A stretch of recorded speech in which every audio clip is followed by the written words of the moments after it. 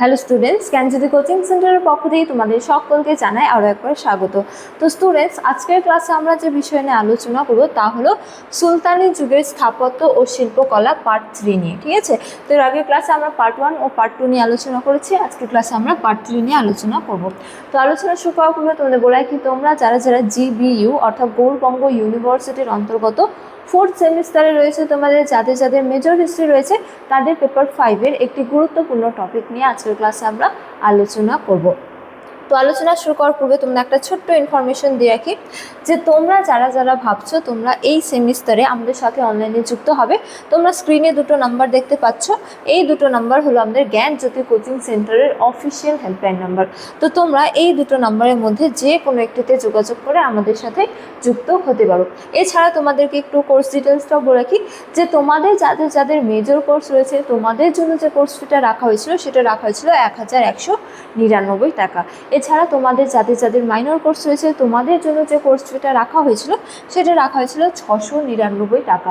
কিন্তু বর্তমানে তোমাদের জন্য একটি বিশেষ অফার রাখা হয়েছে যে তোমরা কেবলমাত্র 99 টাকা দিয়ে রেজিস্ট্রেশন করার মাধ্যমে পুরো কোর্সটা কিন্তু আমাদের কাছ থেকে পারচেস করে নিতে পারছো।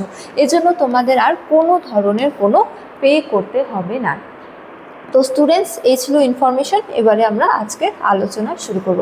তো আলোচনার বিষয় প্রথমেই বললাম যে সুলতানি যুগের স্থাপত্য ও শিল্পকলা পার্ট 3 নিয়ে। ঠিক আছে, তো পার্ট 1-এ আমরা সুলতানি যুগের স্থাপত্য ও শিল্পকলার বৈশিষ্ট্য নিয়ে আলোচনা করেছি এবং দাস বংশের প্রথম সুলতান হিসেবে কুতুবউদ্দিন আইবেকের অবদান সম্পর্কেও আলোচনা করেছি।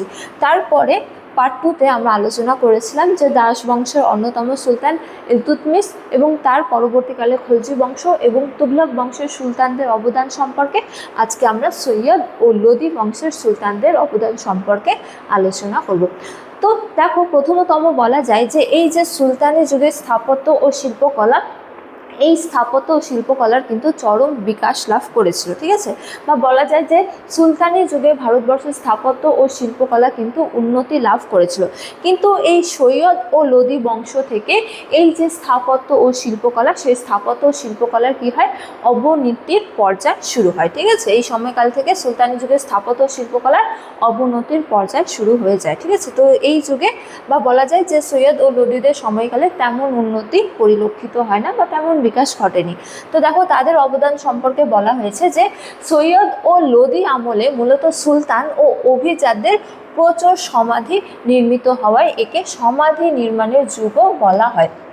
তো এই যে সৈয়দ ও লোদি বংশের সময়কাল, সেই সময়কালে স্থাপত্য ও ভাস্কর্যের মধ্যে অধিকাংশই কী করা হতো, সমাধি নির্মাণ করা হতো। কাদের জন্য? সুলতানদের জন্য কিংবা অভিজাতদের জন্য সমাধি নির্মাণ করা হতো। তো প্রায় সমাধি নির্মাণ করা হয়েছিল বলে এই সময়কালকে সমাধি নির্মাণের যুগও বলা হয়। ঠিক আছে, তো এই যুগে অষ্টভুজাকৃতির সমাধি এবং কি দ্বিগম্বুজ রীতির সার্থক প্রয়োগ শুরু হয়, যা পরবর্তীকালে মুঘল স্থাপত্যের ভিত্তি গড়ে দিয়েছিল। ঠিক আছে, তো এই যুগের স্থাপত্য ও শিল্পকলার অন্যতম প্রধান গুরুত্বপূর্ণ বৈশিষ্ট্য হলো যে এই সময়কাল থেকে কি হয়ে যায়, অষ্টভুজাকৃতির সমাধি নির্মাণের প্রক্রিয়া শুরু হয় এবং কি এর যে প্রাথমিক পর্ব সেখানে কি একটি গম্বুজ দিয়ে কি হতো, স্থাপত্য নির্মিত হতো।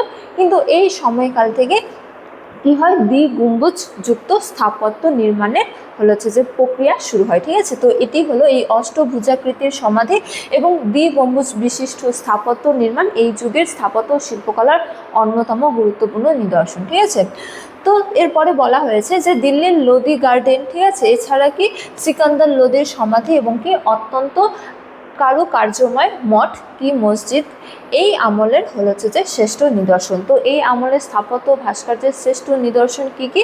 লোদি গার্ডেন, ঠিক আছে, দিল্লির। এছাড়া কি সিকান্দার লোদির সমাধি, এটি হলো সৈয়দ ও লোদি বংশের সময়কালের একটি চরম নিদর্শন স্থাপত্য ভাস্কর্য। ঠিক আছে, তারপরে অত্যন্ত কারুকার্যময় মঠ কি মসজিদ, এটিও হলো এই আমলের শিল্প ও স্থাপত্যের বলা যায় যে শ্রেষ্ঠ নিদর্শন। ঠিক আছে, তারপরে এই যুগে কিছু হিন্দু রাজারাও ছিল সুলতানি যুগে।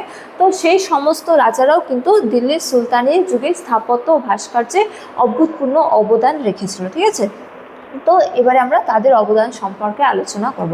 তো বলা হয়েছে যে সুলতানি আমল বা তার সমসাময়িক সময়ে ভারতের বিভিন্ন প্রান্তে হিন্দু রাজারা বেশ কিছু অসামান্য স্মৃতিসৌধ ও মন্দির নির্মাণ করেছিলেন। তো এই যে সুলতানি যুগ, এই সুলতানি যুগে বিভিন্ন প্রান্তে বহু হিন্দু রাজারা ছিল, তারাও কিন্তু মন্দির নির্মাণ করে বা বলা যায় যে স্মৃতিসৌধ নির্মাণ করে স্থাপত্য ও ভাস্কর্যে বা বলা যায় যে যথেষ্ট উন্নতি ঘটিয়েছিলেন। ঠিক আছে, তো এই যে হিন্দু রাজারা তাদের কর্তৃক নির্মিত এই সময়কালের কিছু শ্রেষ্ঠ নিদর্শন হলো বিজয় স্তম্ভ, যেটি চিত্তরগড় বা রাজস্থানে রয়েছে। ঠিক আছে, এই সুলতানি যুগে হিন্দু রাজাদের কর্তৃক নির্মিত অন্যতম শ্রেষ্ঠ নিদর্শন হলো হাম্পির বৈঠল স্বামী বা বিরূপাক্ষ মন্দির, যেটা কিনা কোথায় রয়েছে? কর্ণাটকে।